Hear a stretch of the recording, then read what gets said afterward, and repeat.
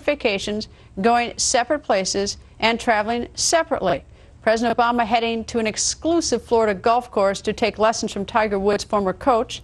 And the First Lady and First Daughter is going skiing in Aspen, Colorado. Separate trips means separate planes and extra expenses.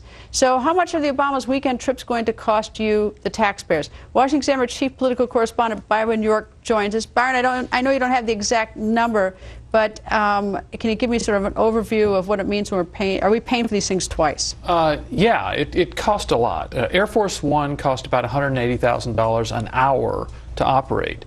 President Obama took the big plane, the 747, to Palm Beach, landed down there, went straight from Chicago. You know, he'd given a speech on violence and youth violence and all that sort of stuff in Chicago, flew from there to Palm Beach, then took a motorcade to the Floridian, which is a kind of a ritzy golf resort where he's going to be taking lessons. When the president flies, a lot of people have to go. There's some staff. He took his deputy national security advisor to brief him on national security issues. There's other White House staff. There's obviously all the Secret Service. When the president landed at Palm Beach Airport, went to the Floridian, he had to do that in a motorcade. He went in his limousine because he can't just take a cab or an ordinary car. So they fly down in a military plane. They fly that car down to Florida with a backup car as well. I mean, it's a very, very expensive process. And the First Lady, I mean, I guess the thing that caught my attention is that, you know, we want our presidents to be safe, but the idea that they can't go on a vacation together so that the taxpayers pay a second one for the cost. We pay for the cost of the trip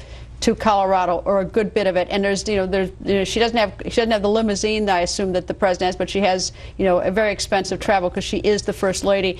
And the message of as we approach sequestration, as you know, as so many Americans are having such a difficult time, the idea that they're on two different vacations, and we got members of the Senate and the House on a vacation, we got sequestration coming up, it's just really nuts. Yeah, she flew to Aspen, and in the past, she has normally flown on an Air Force version of a 737, so it's a pretty big plane, but not like the president's 747. She did this actually in the President's Day weekend last year. This is something she's done for a while, going either by herself or with her children to Aspen to ski. She's staying at the home of a friend there, but also taking staff.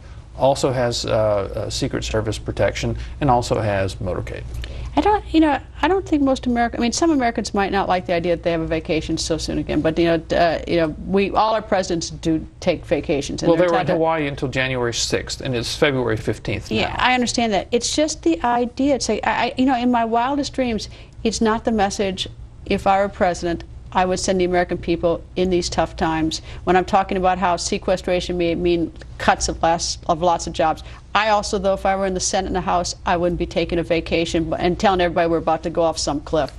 You know, the two most enthusiastic golfers of the past, several years have been Bill Clinton and now Barack Obama. And I think a Republican president might be afraid to do something quite so prominent as fly down to Florida for the express purpose of having a lesson with Tiger Woods' former teacher. His name is Butch Harmon. He's the most famous instructor in golf, so this is a pretty big deal. I think he probably could do it any time, though. I bet this guy would probably come teach the president anytime how to golf. Of course, he lives somewhere else. He's coming to the Floridian, where he has a facility there, to actually give the president a lesson. It's a big deal for Butch Harmon. I mean, he certainly taught Tiger Woods, but the president of the United States is a big deal.